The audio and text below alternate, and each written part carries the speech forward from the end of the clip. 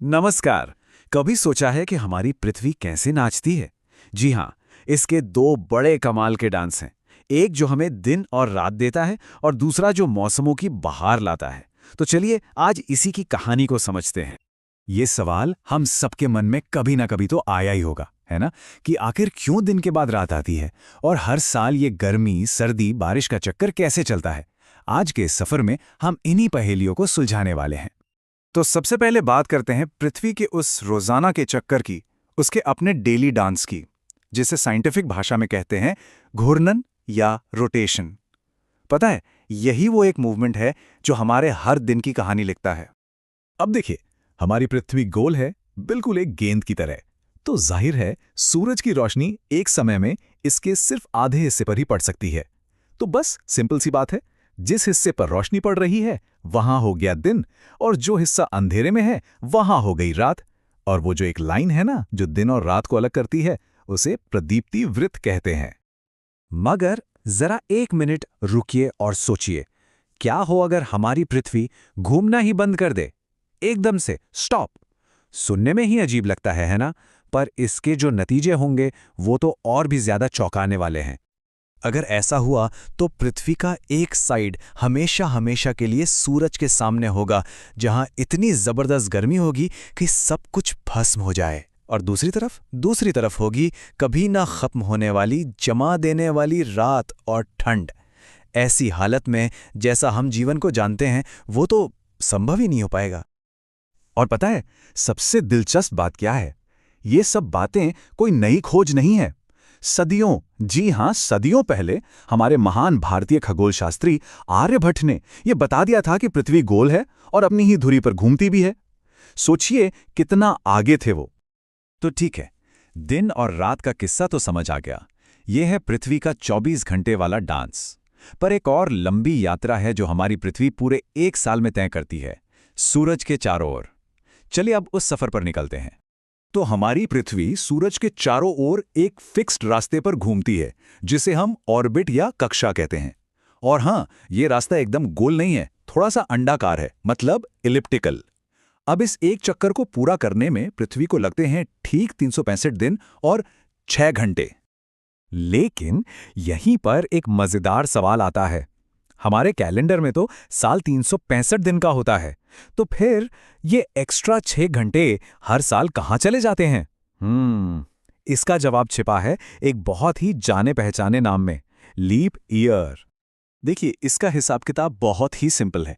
हम क्या करते हैं, हर साल के इन 6 घंटों को साइड में रखते जाते हैं। तो 4 साल बाद 6 गुणा 4 हो गए पूरे 24 घंटे, यानी एक पूरा का पूरा दिन।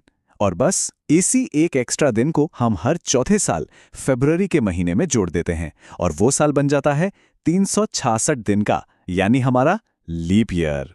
चलिए अब आते हैं सबसे बड़े सवाल पर, जो शायद हम सबको कभी न कभी परेशान करता है। आखिर ये मौसम बदलते क्यों हैं? गर्मी, सर्दी, पतझड़, बहार, ये सब क्यों होता है? कई लोगों को लगता है कि जब पृथ्वी सूरज के पास होती है तो गर्मी और दूर होती है तो सर्दी होती है। पर नहीं, ये सच नहीं है। असली हीरो तो कोई और है, और वो है हमारी पृथ्वी का झुकाव। देखिए, हमारी पृथ्वी जब घूमती है तो वो एकदम सीधी नहीं खड़ी होती, वो थोड़ी सी झुकी हुई है, अपनी धुरी पर ठीक 23.5 डिग्री। अगर आपको मौसम के बदलने के पीछे का पूरा साइंस समझना है तो बस ये एक नंबर याद रख लीजिए, 23.5 डिग्री। यही है सारी कहानी की चाबी। अब होता यह है कि पृथ्वी जब सूरज के चारों ओर चक्कर लगाती है तो ये अपना 23.5 डिग्री वाला झुकाव बनाए रखती है, हमेशा एक ही दिशा में। तो इसका नतीजा क्या होता है? नतीजा ये होता है कि साल के अलग अलग महीनों में धरती के अलग अलग हिस्सों को सूरज की सीधी किरणें मिलती हैं। और बस यही है पूरा खेल। जहां सूरज की किरणें सीधी पड़ती हैं वहां गर्मी का मौसम होता है, और जहां ये किरणें तिरछी होकर पड़ती हैं वहां सर्दी होती है। तो इस झुकाव की वजह से साल में 4 बहुत खास दिन आते हैं। चलिए इन चारों पड़ावों को समझते हैं, जिन्हें हम अयनांत यानी सॉल्स्टिस और विषुव यानी इक्विनॉक्स कहते हैं। सबसे पहले बात करते हैं 21 जून की। इस दिन हमारी पृथ्वी का उत्तरी हिस्सा, मतलब नॉर्दर्न हेमिस्फीयर, सूरज की तरफ सबसे ज्यादा झुका होता है। सूरज की किरणें एकदम सीधी पड़ती हैं कर्क रेखा पर। इसी वजह से हमारे यहाँ जबरदस्त गर्मी होती है और ये साल का सबसे लंबा दिन भी होता है। और मजे की बात यह है कि आर्कटिक सर्कल जैसी जगहों पर तो इस दौरान 6-6 महीने तक सूरज डूबता ही नहीं। अब चलिए कैलेंडर में आगे बढ़ते हैं 22 दिसंबर तक। इस दिन कहानी एकदम पलट जाती है। अब उत्तरी गोलार्ध सूरज से दूर झुका होता है। नतीजा, हमारे यहाँ कड़ाके की सर्दी और साल का सबसे छोटा दिन। लेकिन इसी समय दक्षिणी गोलार्ध में क्या हो रहा होता है? वहां सूरज की सीधी किरणें पड़ रही होती हैं और वहां होती है गर्मी। यही वजह है कि ऑस्ट्रेलिया जैसे देशों में लोग अपना क्रिसमस गर्मियों में बीच पर मनाते हैं। तो हमने 2 एक्सट्रीम देख लिए, पर साल में 2 दिन ऐसे भी आते हैं जब पृथ्वी एकदम बैलेंस्ड पोजीशन में होती है, 21 मार्च और 23 सितंबर। इन दिनों में न तो उत्तरी ध्रुव सूरज की तरफ झुका होता है, न ही दक्षिणी। सूरज की किरणें सीधे भूमध्य रेखा यानी इक्वेटर पर पड़ती हैं और इसी वजह से इन 2 दिनों में पूरी दुनिया में दिन और रात लगभग बराबर होते हैं। यही वो दिन हैं जो वसंत और पतझड़ के मौसम की शुरुआत करते हैं। तो चलिए फटाफट से सारी कहानी को समेटते हैं।